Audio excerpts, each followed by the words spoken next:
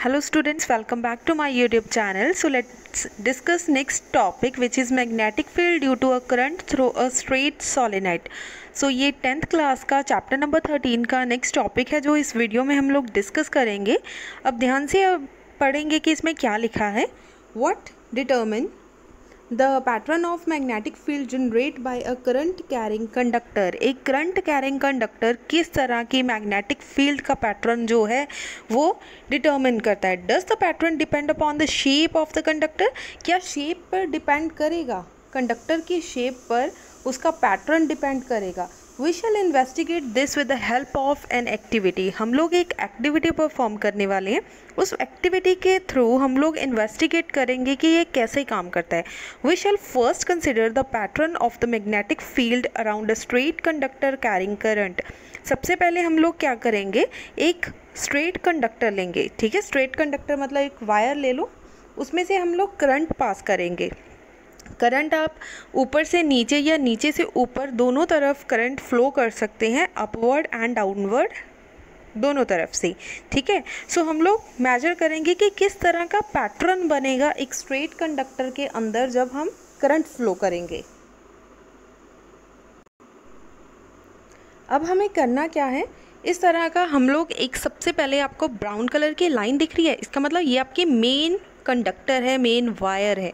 अब इस वायर को हमने किसी इस तरह से कोई एक शीट ले लो। ठीक है, प्लेन शीट ले लो। सो प्लेन शीट आप किसी वुडन की शीट भी ले सकते हो, कोई बिल्कुल ट्रांसपेरेंट शीट भी ले सकते हो।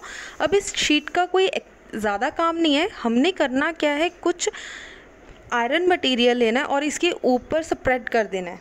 ठीक है, जब हम इसे स्प्रेड करेंगे तो क्या देखेंगे कि हमारे जो ऊपर से लेके नीचे तरफ हमने करंट पास किया, ये आपका पॉजिटिव टर्मिनल और ये रहा आपका नेगेटिव टर्मिनल। हमें पता है करंट किस तरफ से फ्लो होता है, पॉजिटिव टू नेगेटिव टर्मिनल। इसका मतलब पॉजिटिव से नेगेटिव टर्मिनल की तरफ आपका करंट फ्लो होगा, इस तरफ। ठीक है, इसका मतलब हम लोग थंब रूल लगाएंगे कि करंट अगर इस तरफ है तो आपकी फिंगर्स किस तरफ रोटेट होंगी। सो आप लोग अपना फिंगर को नीचे की तरफ करो, अपना हैंड नीचे की तरफ करो, राइट हैंड थंब रूल। और अगर आपका थंब नीचे की तरफ है तो आपकी फिंगर्स कैसी रोटेट होंगी, क्लॉकवाइज डायरेक्शन में। सो इसका मतलब आपके यहाँ पे किस तरह का होगी मैग्नेटिक फील्ड, क्लॉकवाइज डायरेक्शन में। ठीक है जी, इतनी बात आई समझ में। सो बेटा इस डायग्राम को ध्यान से देखो, यहाँ पर Maxwell right hand thumb rule apply किया गया। अब सेकंड डायग्राम देखो, इसमें क्या है, इस तरह से करंट की नीचे की तरफ है। आप अगर अपना थंब इस तरह से रखोगे, अपना हैंड इस तरीके से रखोगे, देन करंट की जो डायरेक्शन है वो किस तरफ है, क्लॉकवाइज। जैसे घड़ी की सुई इस तरफ ऐसे घूम रही है, इस तरह से आपकी मैग्नेटिक फील्ड की डायरेक्शन पता चल जाएगी कि दिस इज़ क्लॉकवाइज। ठीक है, जैसे घड़ी की सुई घूमती है इस तरीके से घूम रही है, दैट इज़ क्लॉकवाइज। ध्यान से इस एक्सपेरिमेंट को देखो। What happen to the reflection of a compass needle placed at a point if the current in the copper wire is change. अगर कॉपर वायर में आप करंट की डायरेक्शन चेंज करोगे, आप सेंटर में देख रहे हो एक नीडल है, नीडल में करंट किस तरह से डिफ्लेक्शन शो करेगा। To see this, varying the current in the wire we find that the deflection in the needle also changes. जैसे ही आप करंट चेंज करोगे वायर के अंदर तो डिफ्लेक्शन भी चेंज होगी वायर नीडल के अंदर। In fact if the current is change, जैसे ही आप करंट चेंज करोगे the deflection also increases, deflection भी चेंज हो जाएगी। इसका मतलब जितना ज़्यादा करंट होगा आपकी नीडल उतनी ज़्यादा तेज़ी से मूव करेगी। अगर आपका करंट कम है तो नीडल कम डिफ्लेक्ट करेगी। It indicates that the magnitude of the magnetic field produced at a given point increased as the current through the wire increase। इससे ये पता चलेगा कि जितना ज़्यादा आप करंट फ्लो करोगे उतनी ज़्यादा मैग्नेटिक फील्ड होगी, उतना ज़्यादा करंट होगा। What happened to the deflection of the needle if the compass is moved from the copper wire but the current through the wire remains the same। अब क्या करना है कि हमें इस नीडल को पहले P पॉइंट पे रखा था। अब देखो, what happens to the deflection of the needle if the compass is moved from the copper wire but the current through the wire remains the same। अब क्या देखना है, what happens to the deflection of the needle, needle की deflection में क्या फ़र्क पड़ा if the compass is moved from the copper wire but the current through the wire remains the same. अब हमने क्या किया, फर्स्ट पोर्शन में क्या किया, यहाँ पे आपने कंपास को रखा एट पॉइंट P। अब सेकेंड स्टेप में क्या किया, पॉइंट P से नीडल को उठाकर कहाँ पे रख दिया, Q पॉइंट पर। ठीक है, अब क्या हो गया, मैग्नेटिक फील्ड से थोड़ा सा बाहर चला गया। अब क्या देखने के लिए मिलेगा, to see this how now placed the compass at the 4 point from the conductor wire. So conducting wire के किसी एक पर्टिकुलर पॉइंट पे रखा गया which is Q point. What changes do you observe? आपने क्या देखा, we see the deflection in the needle decreases। जैसे ही आपने यहाँ पे नीडल रखी, आपने देखा कि आपकी नीडल ज़्यादा डिफ्लेक्ट करेगी। जैसे ही आप P पॉइंट पे लेके जाओगे, थोड़ा सा वायर से दूर ले गए, इसका मतलब डिफ्लेक्शन होगी लेकिन थोड़ी सी कम होगी। अब Q पॉइंट पे ले जाओ, Q पॉइंट मतलब इस पॉइंट पे ले जाओ, यहाँ पे आप देखोगे कि नीडल डिफ्लेक्ट करेगी बट बहुत ज़्यादा थोड़ी सी डिफ्लेक्ट करेगी क्योंकि इतनी दूर तक मैग्नेटिक फील्ड नहीं जा रहा। क्लियर हो गई बात। सो जितना ज़्यादा नज़दीक होगी आपकी नीडल उतना ज़्यादा आपकी नीडल डिफ्लेक्ट करेगी। जैसे जैसे आप वायर से दूर लेकर जाओगे तो आपकी नीडल, इस तरह की जो नीडल है वो कम डिफ्लेक्ट करेगी। क्लियर हो गई इतनी बात।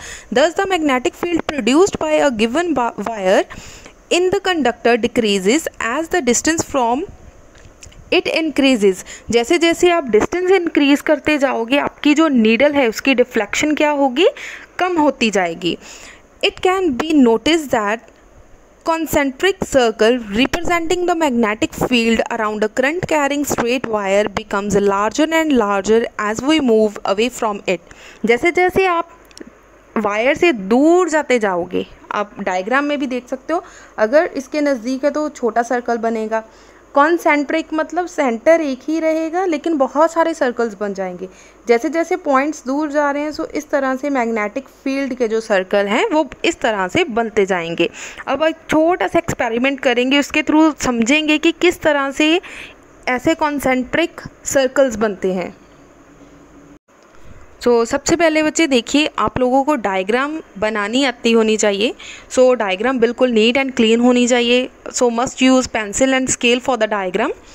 इसमें देखिए आपने क्या करना है, सबसे पहले इस तरह से एक शीट ले लो, शीट में से एक वायर पास आउट करी।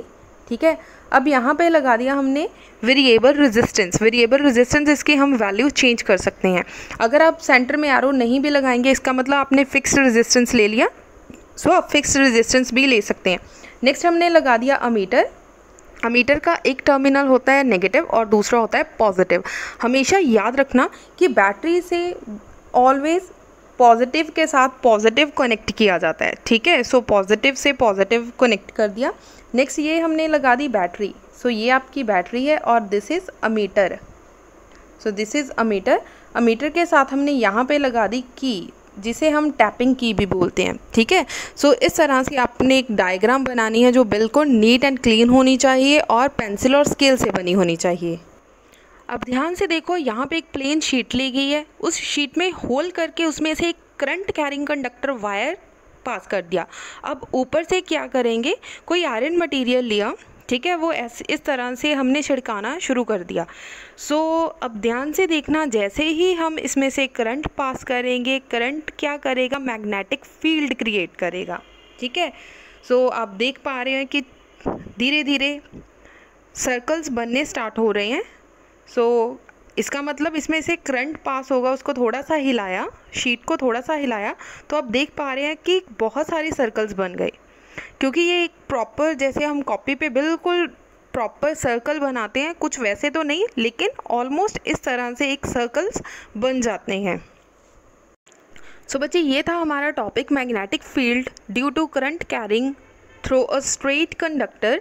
इसमें आपको एक्सपेरिमेंट के थ्रू प्रॉपर वे से एक्सप्लेन किया गया कि किस तरह से हम लोग करंट पास करते हैं और किस तरह से वो क्लॉकवाइज डायरेक्शन में मैग्नेटिक फील्ड प्रोड्यूस होती है। अगर फिर भी किसी बच्चे को कुछ ना समझ लगा हो, कुछ डाउट हो या कुछ डायग्राम क्लियर ना हुई हो तो आप लोग पूछ सकते हो। Thank you so much.